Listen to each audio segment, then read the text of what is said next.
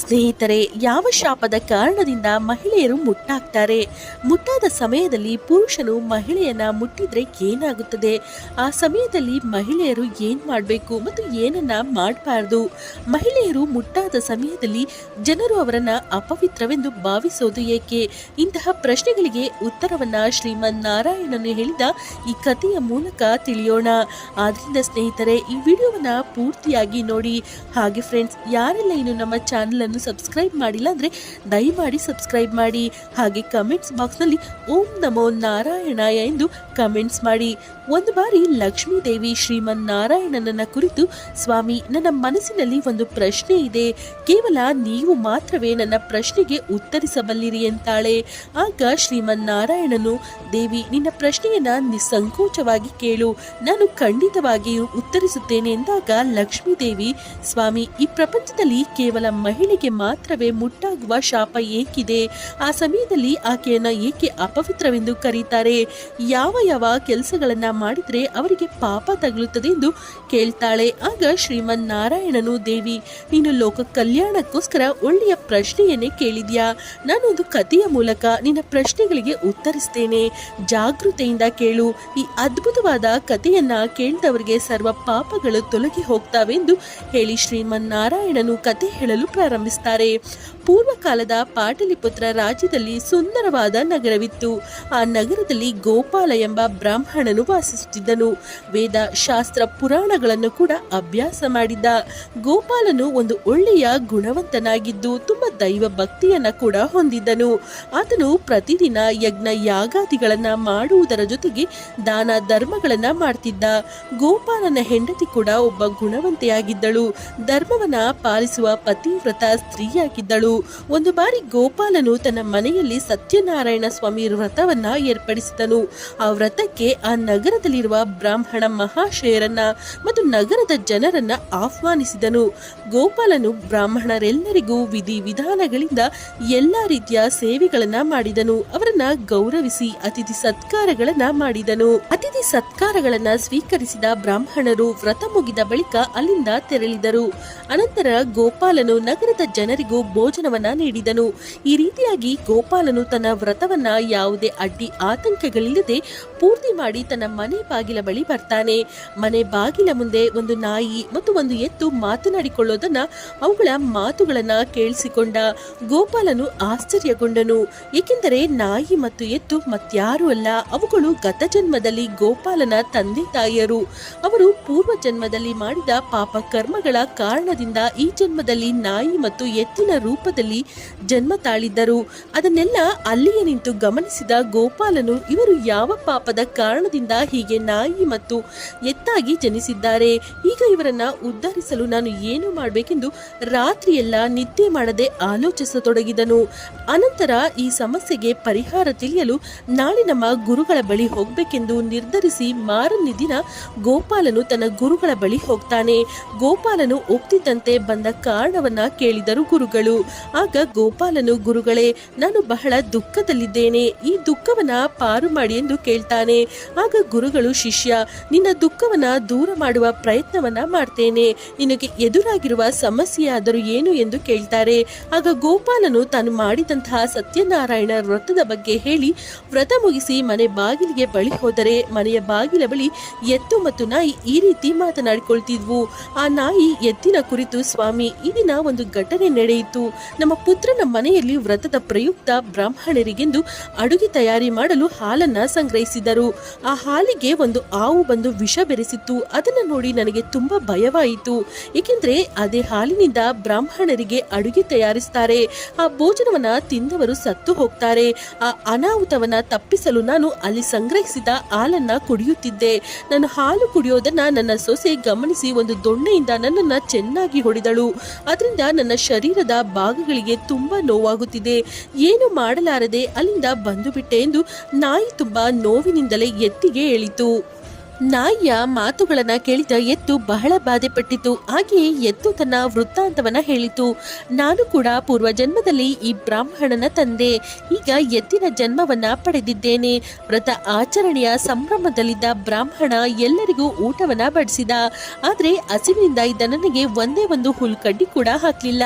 ಆದ್ರಿಂದ ನಾನು ತುಂಬಾ ದುಃಖದಲ್ಲಿದ್ದೇನೆ ಎಂದು ನಾಯಿ ಬಳಿ ಹೇಳ್ತಿತ್ತು ಎತ್ತು. ಗುರುಗಳೇ, ನಾನು ಆ ಪ್ರಾಣಿಗಳ ಸಂಭಾಷಣೆಯನ್ನ ಕೇಳಿದೆ. ಆ ಮಾತುಗಳಿಂದ ನನಗೆ ತುಂಬಾ ದುಃಖವಾಗುತ್ತಿದೆ ಗುರುಗಳೇ. ನಾನು ಯಾವುದೇ ಪಾಪ ಕರ್ಮಗಳನ್ನ ಮಾಡಲಿಲ್ಲ. ಹಲವಾರು ಧರ್ಮ ಕಾರ್ಯಗಳನ್ನ ಮಾಡ್ತಲೇ ಬಂದಿದ್ದೇನೆ.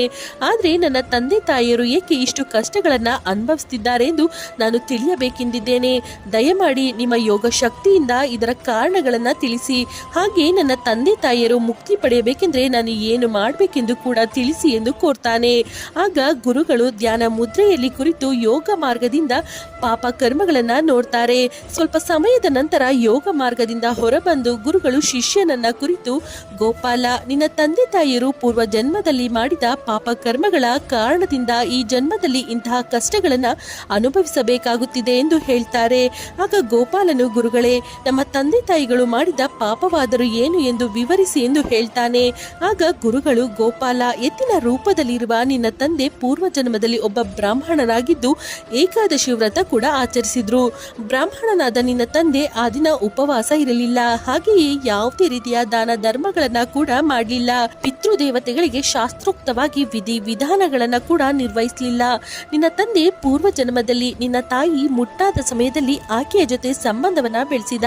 ಈ ಎಲ್ಲ ಪಾಪಗಳ ಕಾರಣದಿಂದ ನಿನ್ನ ತಂದೆಗೆ ಈ ಜನ್ಮದಲ್ಲಿ ಎತ್ತಿನ ಜನ್ಮ ಲಭಿಸಿದೆ. ಈಗ ನಿನ್ನ ತಾಯಿಯ ಬಗ್ಗೆ ಹೇಳ್ತೇನೆ ಕೇಳು.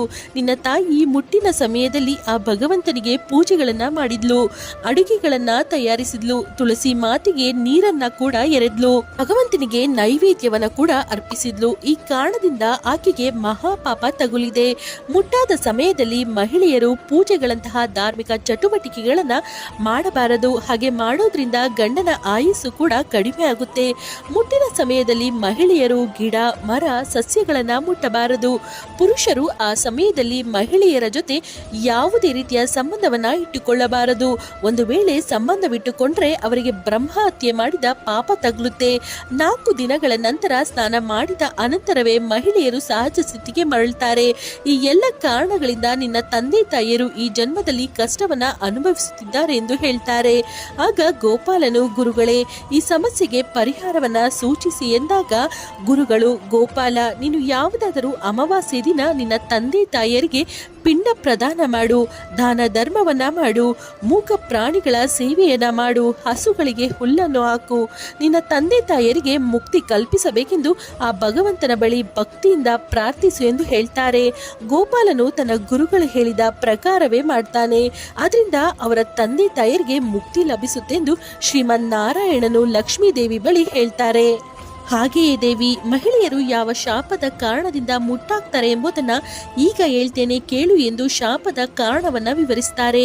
ಸ್ಪಷ್ಟ ಎಂಬ ಪ್ರಜಾಪತಿಗೆ ಸರ್ವ ವಿಜ್ಞಾನಿಯಾದ ವಿಶ್ವರೂಪನೆಂಬ ಪುತ್ರನು ಜನಿಸ್ತಾನೆ. ಆತನಿಗೆ 3 ತಲೆಗಳಿರ್ತವೆ. ವಿಶ್ವರೂಪನು ಒಂದು ಬಾಯಿಯಲ್ಲಿ ಸುರಪಾನವನ್ನ, 2ನೇ ಬಾಯಿಯಲ್ಲಿ ಸೋಮಪಾನವನ್ನ ಮತ್ತು 3ನೇ ಬಾಯಿಯಲ್ಲಿ ಅನ್ನವನ್ನ ತಿಂತಿದ್ದ. ದೇವಾನು ದೇವತೆಯರು ಆತನಿಗೆ ಗುರುವಿನ ಸ್ಥಾನವನ್ನ ನೀಡಿದ್ರು. ಇಂದ್ರದೇವನು ಈತನ ಬಳಿ ನಾರಾಯಣನ ಕವಚದ ಉಪದೇಶವನ್ನ ಕೂಡ ಪಡೆದಿದ್ದ. ಆದ್ರೆ ವಿಶ್ವರೂಪನು ರಾಕ್ಷಸರಿಗೂ ಕೂಡ ಯಜ್ಞ ಭಾಗವನ್ನ ಕಲ್ಪಿಸುತ್ತಿದ್ದಾರೆ ಎಂದು ತಿಳಿದ ಇಂದ್ರದೇವನು ವಿಶ್ವರೂಪನ ತಲೆಯನ್ನ ಕತ್ತರಿಸಿಬಿಡ್ತಾನೆ. ಗುರುವಿನ ರೂಪದಲ್ಲಿ ಇದ್ದ ವಿಶ್ವರೂಪನನ್ನು ಮತ್ತು ನಾರಾಯಣ ಕವಚವನ್ನ ಉಪದೇಶ ಮಾಡಿರುವ ಸರ್ವಶ್ರೇಷ್ಠನನ್ನ ಕೊಂದು ಇಂದ್ರದೇವನು ಬ್ರಹ್ಮಹತ್ಯ ಕೋಪವನ್ನ ಮೂಟೆ ಕಟ್ಕೊಳ್ತಾರೆ. ಇಂದ್ರದೇವನು ಈ ಹತ್ಯೆ ದೋಷವನ್ನ ತೊಲಗಿಸಿಕೊಳ್ಳಲು ಭೂಮಿ ತಾಯಿಗೆ ಒಂದು ವರವನ್ನ ನೀಡ್ತಾರೆ. ಭೂಮಿಯನ್ನ ಎಷ್ಟೇ ಆಳವಾಗಿ ಅಗಿದ್ರೂ ಕೂಡ ಅದು ಮತ್ತೆ ಯಥಾರೂಪಕ್ಕೆ ಮರಳುವ ಹಾಗೆ ವರವನ್ನ ನೀಡಿ ತನ್ನಲ್ಲಿರುವ ಒಂದು ಪಾಪದ ಭಾಗವನ್ನ ಭೂಮಿಗೆ ನೀಡ್ತಾರೆ.